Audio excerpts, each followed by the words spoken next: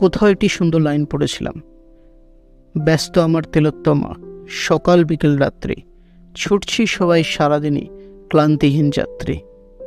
সত্যি তাই, জনজোয়ারে পরিপূর্ণ এই শহর যেন তার নিজের সৌন্দর্যে সকল দেশের সেরা, সকল দেশের রানী।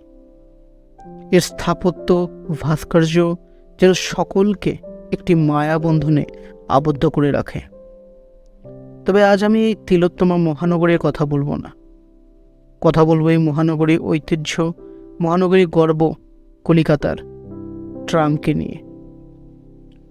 ইংরেজদের এ দেশে বিভিন্ন যুগান্তকারী ইতিহাসের সাথে আরও একটি যুগান্তর অবদান হলো এই ট্রাম। এভার্ট রিচার্ড ক্যালথ্রপ একজন ব্রিটিশ রেলওয়ে ইঞ্জিনিয়ার। তিনি প্রথম ট্রামের আবিষ্কার করেন। এরপর 1873 সালে 24শে ফেব্রুয়ারি প্রথম এই আশ্চর্য যাত্রীবাহী যানটি ছোটে এই কলিকাতার বুকে। প্রথম সবাই সাক্ষী থাকে ঘোড়ায় টানা ট্রামের। যাত্রাপথ ছিল শিয়ালদা থেকে আর্মেনিয়ান ঘাট স্ট্রিট। টোটাল দৈর্ঘ্য ছিল 3.9 কিলোমিটার। এরপর ট্রামের দায়িত্বভার কাঁধে পড়ে লন্ডনের একটি বিখ্যাত কোম্পানি, কলকাতা ট্রামওয়ে কোম্পানি। ঘটে হল ট্রামের পরিবহনের ইতিহাসে আরও একটি যুগান্তকারী ফেরবদল। আমাদের মহানগরী হয়ে গেল বিশ্বের সমস্ত দেশের শিরোপা। 1902 সালে প্রথম বিদ্যুৎবাহী ট্রাম ছুটল এই তিলোত্তমা মহানগরীর বুকে। আমরা সকলেই জানি, শত সহস্র সাম্রাজ্য যেমন তাদের স্বমহিমায় বেড়ে ওঠে, আবার ধীরে ধীরে অবহেলিত সমাজের অবহেলায় ধীরে ধীরে সেটি ম্লান হয়ে যায়।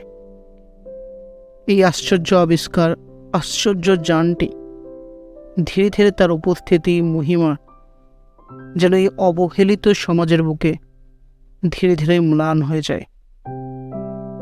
বিশেষ করে 2019-এর কোভিডের পর যেন ট্রামের এই ঐতিহ্যকে নাড়িয়ে দিয়ে গেল। এর 5টি রুটের পরিবর্তে বরাদ্দ হলো মাত্র 2টো রুট। বর্তমানে কলকাতা ট্রাম ইউজার্স অ্যাসোসিয়েশন তাদের সর্বশক্তি দিয়ে চেষ্টা করছে এই পরিবেশ বান্ধব, কম খরচে ছুটে যাওয়া যাত্রীবাহী ট্রামকে বাঁচিয়ে রাখার। সেভ ট্রাম এর স্লোগান, এর মূল মন্ত্র সকলের ঘরে ঘরে পৌঁছে দেবার। আজকে শুধু এই উন্নত মস্তিষ্ক সম্পন্ন সকল জনসাধারণের কাছে